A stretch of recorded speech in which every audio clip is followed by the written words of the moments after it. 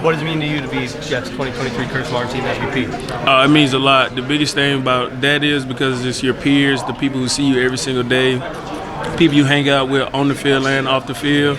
So it's very huge that that I'm being recognized for this award. That means that they're seeing the work that I'm putting in. A lot of them know my while playing the game also. So it's a big thing, especially being voted by your peers. For you, I know we had talked about throughout the offseason manifesting what the season would look like for you, and I know that your background on the phone was the Pro Bowl. Just where were you when you found out you didn't make it, and can you explain why you tweeted that "Leave No Doubt"? I was at the crib. I didn't watch the show. I think they said it was a show or something that was released or anything. Got a couple of text messages, things like that it said I didn't make it or whatever. But the biggest thing I was telling people, everybody was like, don't be sad, don't be sad. I wasn't really sad. It was more of like a mindset type thing, like the leave no doubt type mindset. Because the biggest thing is I wanted to grow from last year and the years before. I honestly feel like I had got that. So the main thing I've been telling people that the destination is the Pro Bowl. I mean, that's still the destination, but I enjoyed the journey this year getting to that destination. I didn't get to that destination this year, but the goal is still going to be the same for next year. And like I said, the journey was good. Like going week after week, performing well and things like that was huge.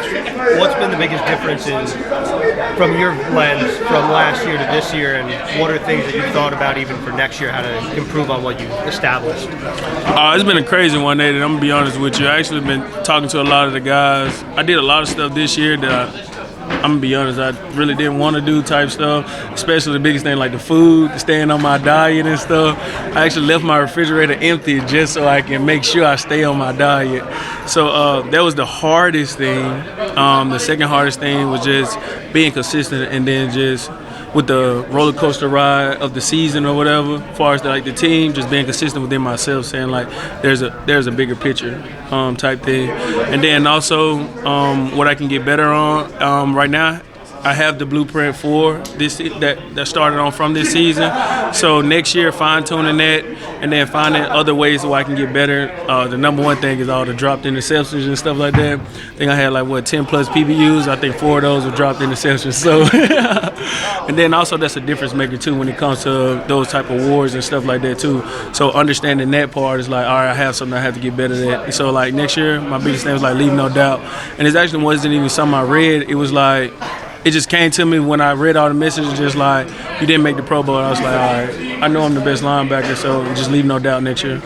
You kind of touched on this before, but the fact that you were voted by these guys as the team MVP, I mean, that's a pretty significant impact that you made on these guys. From your perspective, what made you the MVP? What do you think stood out from you to these guys?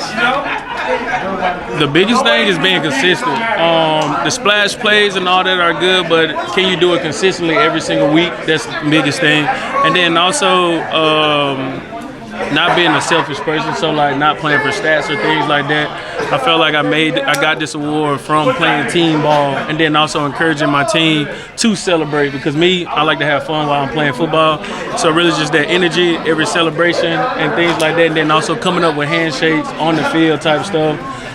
Just no matter what type, where the game is and things like that, just making sure everybody's having fun, making sure everybody's doing good and things like that. So I felt like it kind of came from that also.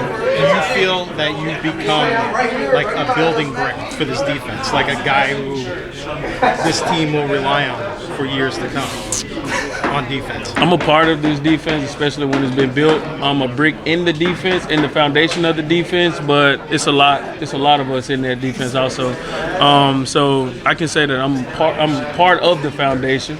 I like that better, so I'm one brick of it. Who's the most underrated running back in the NFL? The most underrated running back is Breece Hall. I'm going to be honest with you. One of my top 5 running backs in the league.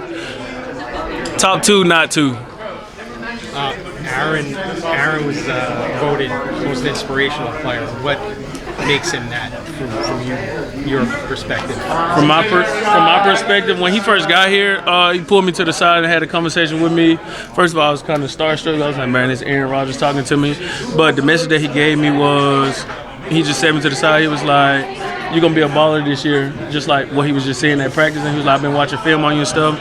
And my thing I said was, I just got to put it all together. And he stopped me. He said, I didn't say that. You just got to get the recognition and continue doing what you're doing. So I took that mindset and just went straight head forward, like not changing anything that I was doing, just being consistent. And then he spoken into existence. So that conversation I had with him, C.J. Mosley, Quincy Williams, all resonated with me. Breece, just with the expected forecast in Foxborough, how much experience do you have in snowy football games from your time, just like growing up or college? Yeah, I'm a Midwest kid, so it ain't really nothing new. Obviously, nobody likes playing in the cold, but I've experienced it throughout my life, so it's nothing new. What do you have to do anything differently, just with the snow on the ground? Nah, just it makes you want to get tackled a little less, so try to score more touchdowns. But other than that, it ain't nothing new, nothing you got to do. How do you feel going into this game, maybe going against Belichick / coach defense? It's just another game. You want to start off 2024 on a high note, end on a high note. So we're just looking to go in there and get a win. And what have you thought of Izzy's kind of progression this year? He kind of missed an opening, he's gone now. Like, what have you seen from him? Just him getting more reps. He's getting more comfortable and everything. He has every tool that he needs to be a good running back in this league, and he's got the playbook down now. He's getting a lot more reps, so he's only going to get better. Last time you played the Patriots, week 3. You coming back from your injury at that point compared to now, like, just how different do you feel body-wise from that point? I think I got a little bit better, but I just don't think we played, like, as a team, we didn't play our best product of football. So I feel like this week, we know what we need to do, and it's going to be a lot better. What do you see on film from them in terms of a run defense? They're really good at running defense. They plug gaps, and they try to make running backs really dance in the hole so they can get them down. But we just got to do what we do, and we'll be fine. I don't know if you're aware of this, we need 105 scrimmage yards to reach 1,500 on the year. You do the first Jets running back since Thomas Jones, I believe, to do so. What would it mean to you to have that under your belt in your second season? It'd be cool. I'd rather be going to the playoffs and everything, but the accolades would be cool. But I'm just trying to end the season on a high note and get a win. Garrett, what are your thoughts entering Week 18 going to Foxborough? Finish this thing strong, beat the Patriots. That's really what it comes down to. We have a lot to prove. This is a division game.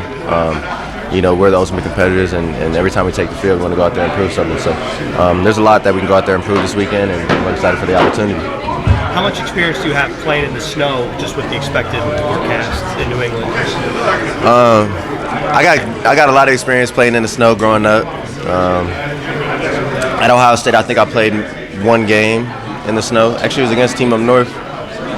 Yeah, not as much recent experience, but growing up, man, I grew up in the Midwest. When it snowed out, that was like our cue to go outside and play football. So as far as that goes, I got a lot of experience. Anything that you have to do differently in terms of the way you run routes or the way that just generally approach the game? I definitely got to find the heaters, find them early, make sure I know where to go when we're not on the field, and just be locked in on your details. That's one of the main things. You can kind of, you'll have snowflakes falling in your eyes, a little cold, body hurting a little bit maybe. But yeah, just being extra locked in because you're aware of all that, being conscious of the weather you're playing in, and because of that, being more locked in.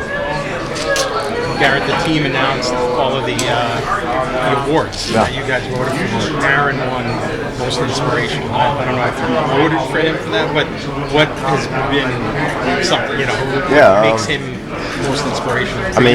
Just knowing what he went through to start the season, with all the expectations, and then things happening kind of fast, and the world being turned over, and just the way he approached it every day, his mindset, the way he voices his mindset to us and gets us involved to see where we're at.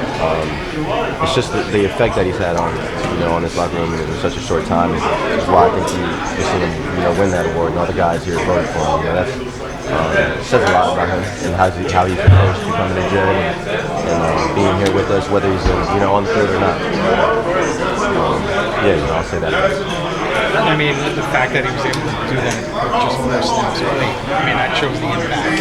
Yeah, Keep it off the yeah. field for you guys. No, for sure, exactly. It's like I said, it speaks to volumes about him and how he's gone about things, not just when he was playing, but now that he hasn't been as involved on the field, he's took a step up and everything else because of that.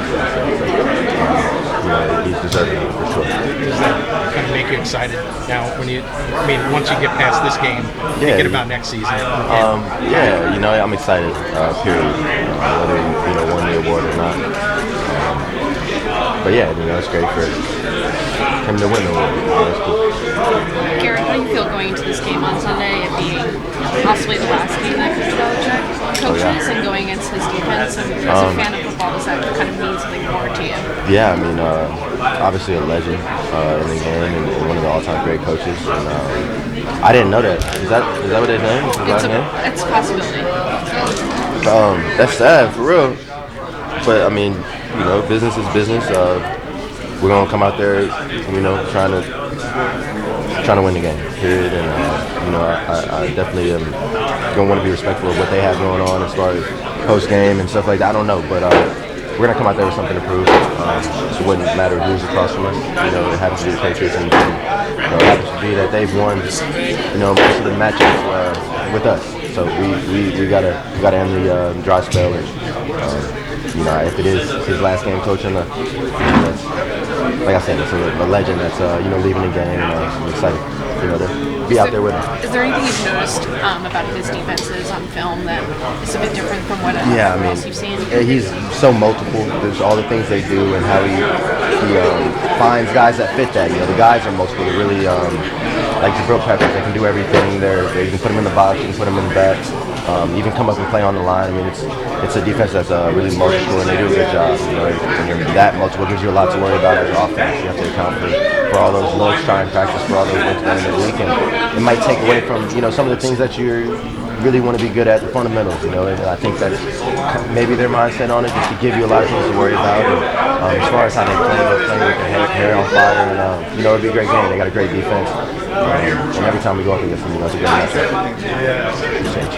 Garrett, just what would it mean to you to have, if you had 7 catches, you get 100 on the season, to do that in your second year in the NFL? What would that mean to you? I ain't gonna fake. I don't really care about the 100 catches. It'd be cool, But yeah, I don't care. Just win, see where we're at. I want to play a good game, be able to watch the film, go and watch it after, and feel confident about what I put on film. And if that is the case, whether I finish with 93 catches or 100 or 101, I'll be all right. What jumps out to you about the Patriots defense? They're unbelievably well coached. You've seen that for years, and I think that they do a great job creating the same defense, but an art of confusion with the different personnel groupings that they're utilizing. They do a great job creating one-on-ones across the board and still being able to play sound coverage behind it. But just all the times anybody goes against the Patriots, they're going to be well coached, they're going to be disciplined, and they're going to cause a lot of confusion with all the different things that they do. There's been a lot of speculation with Bill Belichick and his future. Just talk about just going up against them in your matchups and what makes them so difficult to game plan against.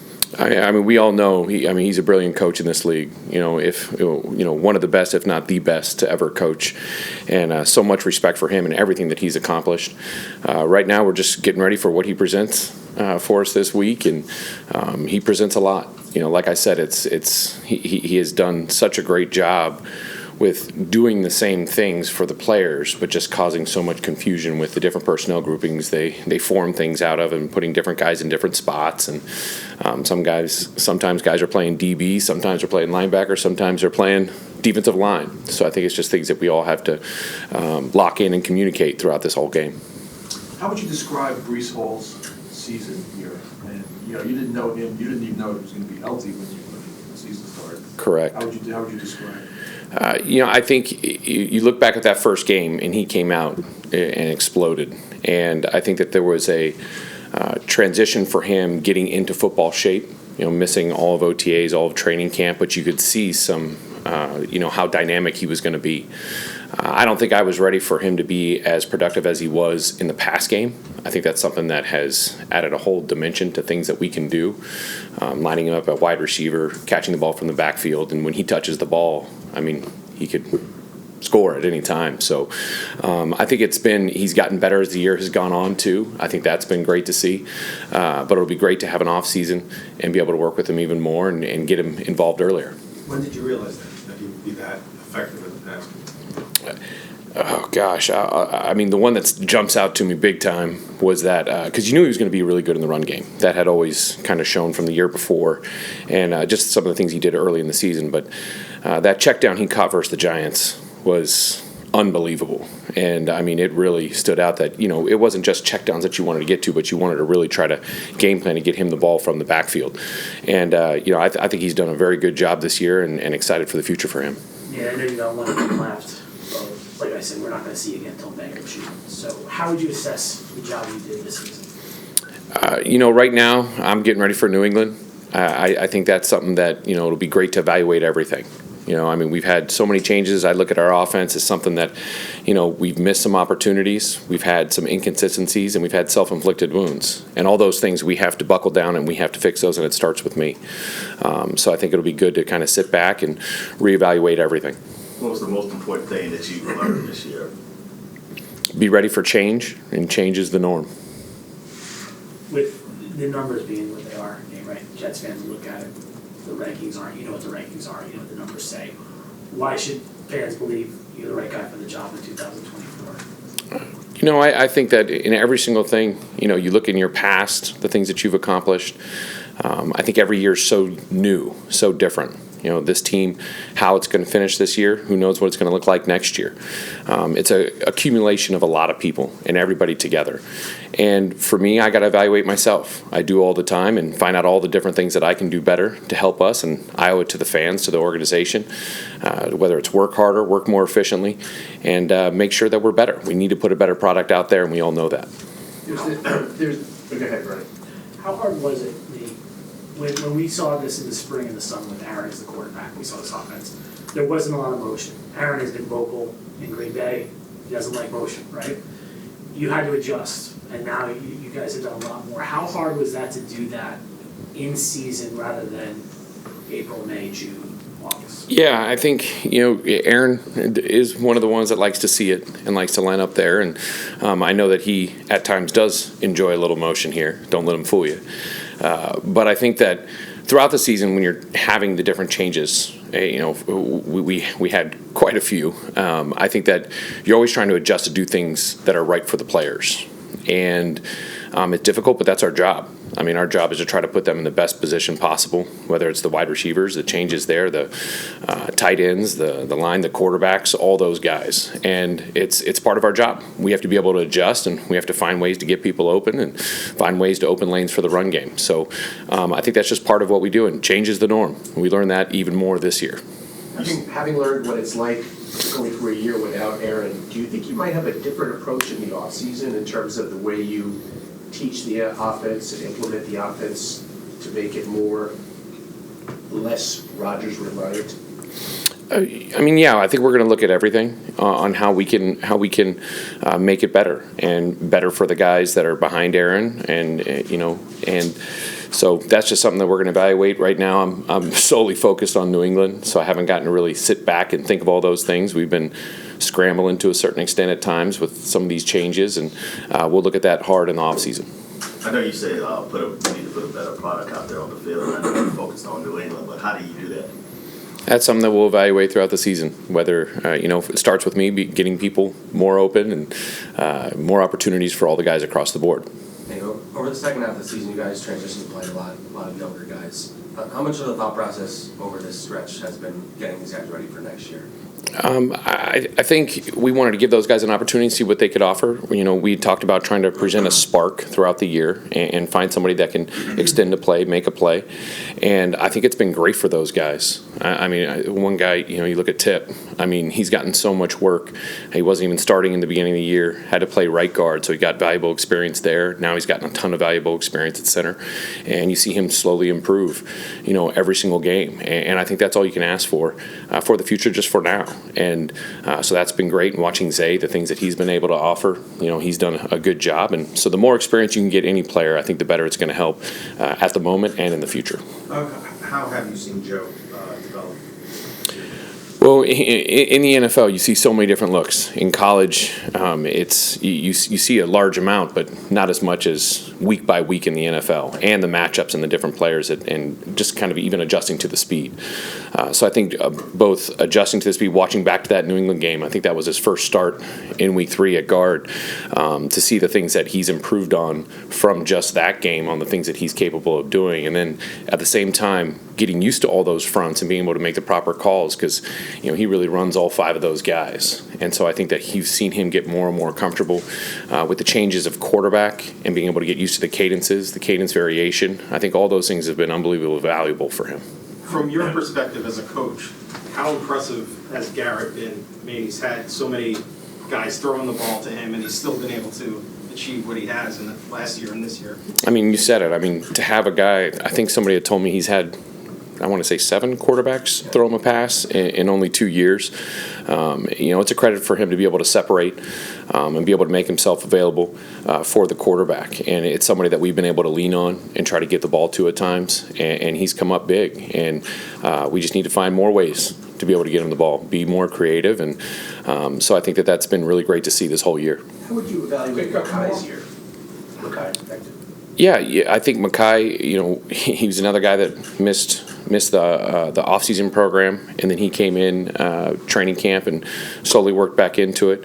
I think it's been very valuable having him to be able to play the whole season the way he has. I think he missed one game. So to have him out there battling with those guys has been great, and I think that he's improved. Each week, every single guy that has experience have done some things. He's had some big challenges throughout this year, both with the changes that we've had and some of the other things.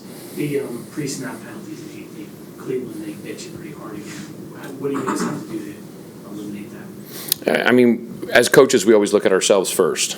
I think that there's this fine line of wanting to force different cadence variation, to force motions, to force being creative. But at the same time, you have to sit back and say, okay, how much can we actually do? So I think for us, trying to simplify things down to make it so that both the guys don't have to think as much and can get lined up and be prepared, and then practice more of those cadence variations throughout. I mean, I look back, it was a short week. It was Trevor's second game. So there were some inconsistencies there for the guys that they just hadn't had consistently throughout the year with a change of quarterback on a short week in a very, very loud environment. So those are things that, there's no excuses. Those are unacceptable. And we have to tighten that up, and everybody's got to work harder at that.